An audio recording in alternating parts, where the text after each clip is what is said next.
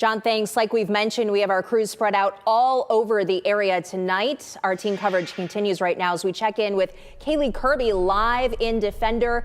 And Kaylee, you are heading out into western Lucas County. Have you seen those conditions get any worse? I know they were one of the first areas to see that snow today. Absolutely, Melissa. We have slowly made our way out of that Toledo metro area, as you mentioned, and as you go out, it just gets worse. Here's a look right now. We are on Central, out headed toward Berkey and Metamora area. Clearly, you can see the roads are just worse than what they were 5 or 6 miles back. This road definitely not as traveled. There is not a car in sight right now. Everyone kind of packed up in their car, or not in their cars, in their houses, just trying to stay out of this because, as we've mentioned, this is the area that saw the snow first, right here in Sylvania and Metamora, Evergreen, all of this area. So it's definitely getting worse. I know we had to switch over to four-wheel drive right here in the Defender just because those roads were getting slushy as we were driving. So we'll continue to check as we head more out of West Lucas County. Reporting live in Defender, Kaylee Kirby, WTOL 11. Chase Bachman live for us in Adriane tonight, and Jordan Strack joining us from Port Clinton. Chase, let's start with you. What have you noticed there to the north?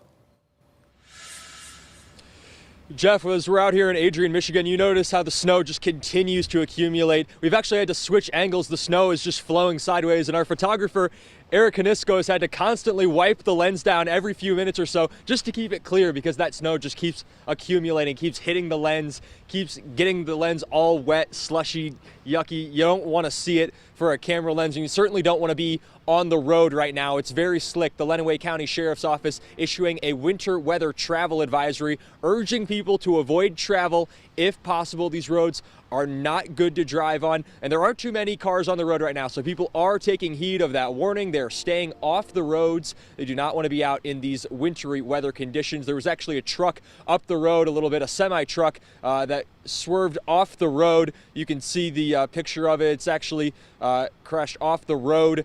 Not a very good scene right now. The road's very dangerous right now, and they want to keep drivers off the road unless absolutely necessary.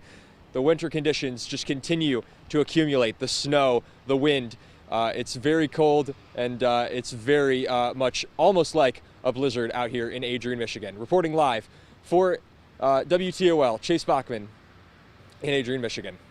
All right, Chase, thanks so much. And a reminder that semi-slide-off happened on US 223. Areas south of Toledo saw more rain than snow earlier on, which may have led to some frustration. But ODOT is ready for this winter weather. All crews have been on a 12-hour shift starting today from 7 to 7 at the joint Hancock and Wood County outpost in North Baltimore. 4 crews from each county will be hitting the road as soon as the heavier snow begins accumulating. So our hope is to not let that icy bond build up on the pavement, put the salt down before the real snow comes, and then we'll just plow until we can start salting again. And then, of course, the winds will be an issue. So we don't want any of the material to blow away, so we're going to be very cautious of when we start treating and how. ODOT crews are expecting to continue working 12-hour shifts even after the snowstorm ends to fight drifting from fields onto roads. Jordan Strack is live for us tonight in Port Clinton, where Jordan, blizzard-like conditions are expected later tomorrow. But what are you seeing out there right now? Yeah, it hasn't quite shifted over to snow yet. The temperatures, though, have certainly dropped since we came into town at about 2 o'clock this afternoon. You can certainly feel the cold, especially coming off the lake right behind me. But crews are certainly well prepared for what is to come over the next few hours and into tomorrow. I was over at the fire department earlier today talking with Kent Johnson, the fire chief here in Port Clinton. They do have a volunteer fire department here, but they are well prepared. They also have a full fleet of vehicles that is very impressive. They've got every toy you could possibly imagine, which keeps them prepared for every scenario that could be thrown at them over the next couple of days. Now, Kent Johnson has been doing this a long time, and if there is one thing he wants people to understand, it is stay safe and stay home. Please stay off the roads.